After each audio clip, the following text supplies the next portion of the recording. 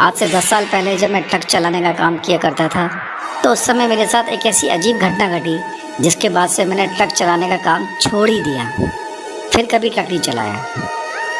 दरअसल हुआ कुछ यूँ था, एक सुबह मैं सो रहा था, तभी मेरे फ़ोन की घंटी बजी। मैंने फ़ोन देखा तो उसमें ट्रक के मालिक का कॉल आ रहा था। मैंने झट से कॉल रिसीव करी तो उधर से मालिक ने बोला, रमेश, आज शाम को ट्रक लेकर ग्वालियर जाना होगा, तो तुम ठीक शाम के 4 बजे ट्रक लेकर लोडिंग पॉइंट पर आ जाना। और हाँ, साथ में सोनू को भी लेके आना। सोनू मेरे ट्रक का खलासी, मेरे ट्रक का कंडक्टर। सोनू मेरे साथ करीब 3 सालों से काम कर रहा था। अच्छा, मालिक से बात हो जाने के बाद मैंने सोनू को कॉल लगाया। सोनू का फ़ोन स्विच ऑफ आ रहा था, लेकिन सोनू को बताना भी ज़रूरी था कि भैया आज शाम को 5 बजे ट्रक लेके निकलना है। नहा धोकर नाश्ता करके मैं सीधा सोनू के घर पहुंचा। वहाँ देखा तो सोनू बिस्तर पर लेटा हुआ था। उसके पैर में फ्रैक्चर हो गया। उसकी हालत देखकर मैं समझ गया कि आज तो मुझे ट्रक अकेले ही लेकर जाना पड़ेगा। अच्छी बात तो यह थी कि मेरे शहर से ग्वालियर का सफ़र सिर्फ 1 रात का ही था, मगर मुझे क्या पता था कि यह रात मेरे लिए कुछ इस तरह से गुजरेगी, जो मेरी ज़िंदगी का सबसे डरावना पल चला। सर्दी का मौसम था, सर्दी बहुत तेज़ थी, जिस वजह से मैंने ट्रक की सारी खिड़कियों को अच्छी तरह बंद कर दिया ताकि बाहर की ठंडी हवा अंदर ना आए। कुछ देर ट्रक चलाने के बाद आसमान में चांद की रोशनी ने अपना डेरा जमाना शुरू कर दिया, जिसका असर साफ साफ हाईवे पर दिखाई देने लगा। क्योंकि जिस हाईवे पर दिन के वक्त इतनी चहल पहल रहती है, वह हाईवे इस वक्त एकदम सन्नाटा, एकदम सुनसान हो गया। बस बीच बीच में 1-2 गाड़ियाँ आती जाती नज़र आ रही थी। मेरे यहाँ से ग्वालियर करीब 18 घंटे का सफ़र था, तो मुझे पता था कि मुझे अभी काफ़ी लंबे समय तक ट्रक चलाना पड़ेगा। अब ट्रक चलाते चलाते काफ़ी टाइम बीत गया और हाईवे भी अब पूरी तरह से वीरान हो गया था। मैंने अपनी घड़ी में टाइम देखा तो उस वक्त मेरी घड़ी में रात के 2 बज रहे थे। तभी मुझे रास्ते के किनारे एक छोटी सी चाय की दुकान दिखाई दी, जो कि उस समय खुली हुई थी। उस दुकान को खुला देखकर मैं जितना हैरान हुआ, उससे ज़्यादा तो मुझे बहुत खुशी महसूस हुई, क्योंकि मेरा मन भी काफ़ी देर से चाय पीने का कर रहा था। मौसम ठंडा था तो चाय पीने की इच्छा सी हो रही थी। फिर भी मुझे रास्ते में कोई भी दुकान खुली हुई नज़र नहीं आई। फिर ये चाय वाला इतनी रात को भी अपनी दुकान खोल कर क्यों रखा है? खैर, मुझे इससे क्या लेना, मुझे तो चाय पीने से मतलब है। यह सोचकर मैंने ट्रक को रास्ते के किनारे पे खड़ा किया और ट्रक से उतरकर चाय वाले के पास गया। वहाँ चाय वाले के पास एक आदमी और बैठा हुआ था।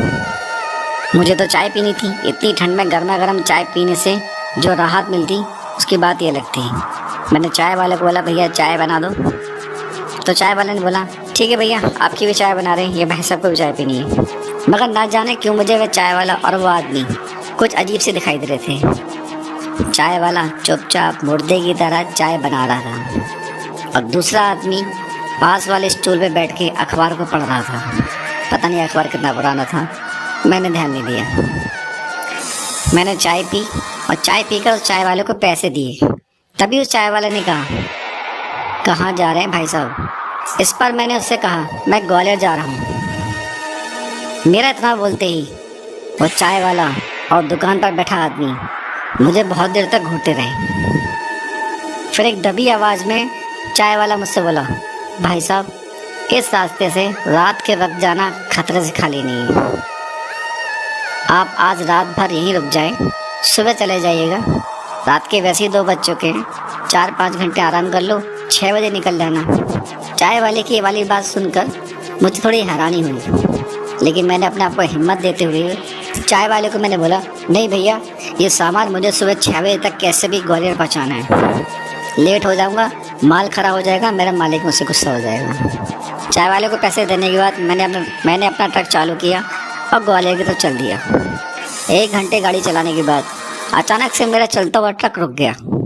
मैं बड़ा हैरान हुआ, एकदम से क्या हुआ, ये ट्रक क्यों रुक गया?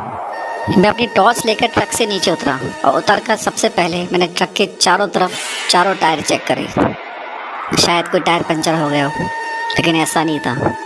टायर कोई भी पंचर नहीं हुआ था। फिर मैंने इंजन का रेडिएटर खोल के देखा, सोचा कि इंजन का रेडिएटर गर्म हो गया हो, लेकिन वो भी ठीक था। रात का सन्नाटा था, दूर दूर तक कोई भी नहीं दिखाई दे रहा था। ना कोई आने वाली गाड़ी, ना कोई जाने वाली। डर के मारे मेरी हालत खराब होने लगी। मैं अपनी टॉर्च से अपनी ट्रक को अच्छी तरह चेक कर रहा था, तभी मुझे किसी के रोने की आवाज़ सुनाई दी। मैंने गौर से देखा कि आसपास कौन रो रहा है। ट्रक पे चढ़कर ट्रक की हेडलाइट ऑन करी तो ट्रक की हेडलाइट में मुझे सामने थोड़ी दूर पे एक पेड़ के नीचे एक औरत बैठी हुई दिखाई दी। उसको देखकर पहले तो मैं डर गया, फिर हिम्मत करते हुए मैं ट्रक से उतरा और उस औरत के पास जाके पूछने लगा, कौन हो आप, क्यों रो रहे हो और इतनी ठंड में यहाँ पर क्या कर रहे हो? लेकिन वो औरत रोती रही, जैसे कि उसने मेरी आवाज़ सुनी ही नहीं। मैंने उसको फिर से आवाज़ दी, आप क्यों रो रही हो, कौन हो तुम, क्यों रो रही हो? जैसे ही उस औरत ने अपना चेहरा ऊपर किया, उसका चेहरा देख के मैं डर गया, एकदम से घबरा गया। मैंने देखा उस औरत का चेहरा जला हुआ, इतना घिनौना चेहरा देख कर ही डर जा रही थी। वो औरत उठी और मेरी तरफ आने लगी। मैं जैसे तैसे अपने ट्रक की तरफ भागा। मैं अपने ट्रक पे चढ़ने ही वाला था, तभी मुझे किसी ने पीछे से खींच लिया और वो औरत मेरे ऊपर हावी हो गई और अपने लंबे लंबे नाखूनों से मुझे नोचने लगी। मैं डर के मारे थरथराने लगा और अपने बचाव में चिल्लाने की कोशिश की, लेकिन मेरी आवाज़ मेरे गले से बाहर नहीं आ रही थी। तभी मैंने देखा पीछे से एक रोशनी आई, मुझे लगा कोई गाड़ी वाला आया है। उसके बाद मुझे कुछ याद नहीं। अगले दिन मैंने अपने आप को एक हॉस्पिटल में पाया। मेरी आँख खुली। मैं डॉक्टर से पूछा कि मैं कहाँ हूँ, मैं यहाँ पर कैसे पहुँचा। डॉक्टर ने बोला, हमको नहीं पता, कल सुबह 4 बजे के आसपास कोई 2 लोग आए थे और आपको हॉस्पिटल के बाहर छोड़ के चले गए। हमारे कंपाउंडर ने उन दोनों लोगों से नाम पता पूछना चाहा तो बस उन्होंने इतना ही बोला कि ये ट्रक ड्राइवर माल लेकर एक ग्वालियर जा रहा था, बीच में इसकी तबीयत खराब हो गई, आप इसका ध्यान रखें। फिर मैंने अपने मालिक को फ़ोन किया और अपनी सारी आपबीती बताई। हॉस्पिटल से छुट्टी होने के बाद मैं वापस उसी जगह पहुंचा जहां मैंने चाय पी थी। मैंने देखा वहां आसपास में कोई दुकान नहीं थी, लेकिन शाम के वक्त थोड़ी चहल पहल थी तो वहाँ के लोगों से मेरी बात हुई। रात में मेरे साथ जो घटना घटी उसकी जानकारी जब मैंने आसपास के लोगों को दी तो उन्होंने बताया कि हाँ, आप जिसके बारे में बात कर रहे हैं वो औरत पहले कभी यहाँ रहा करती थी। पता नहीं एक दिन कैसे उसके घर में आग लग गई और वो उस आग में जल के मर गई। फिर मैंने लोगों को उन 2 आदमी के बारे में बताया, चाय वाला है और चाय वाले की दुकान में मिला मुझे आदमी। तभी भीड़ में से एक आदमी बोला कि हाँ भैया, आप सही कह रहे हो, ये वो दोनों आदमी हैं जिनकी हत्या इस चुड़ैल ने कर दी थी और ये चुड़ैल अक्सर दिख जाती है। आपकी किस्मत अच्छी हुई, वो तो ये चाय वाला और वो आदमी अक्सर लोगों को दिखाई दे जाते हैं। वो हमेशा कोशिश करते हैं कि सुनसान रात में कोई अगर अनजान आदमी उस रास्ते से जा रहा होता है तो उसकी सहायता के लिए उसको दिखाई दे जाते हैं। हमें तो लगता है उन दोनों लोगों ने ही मिलकर ही तुम्हारी जान की रक्षा करी है। उसके बाद ग्वालियर में माल पहुंचाने के बाद मैं सीधा अपने घर आया और अपने ट्रक मालिक के पास जाके ट्रक की चाबी दे दी। उसके बाद से आज तक फिर मैंने कभी ट्रक नहीं चलाया और ना ही उस रात का मंजर मैं कहीं भूला।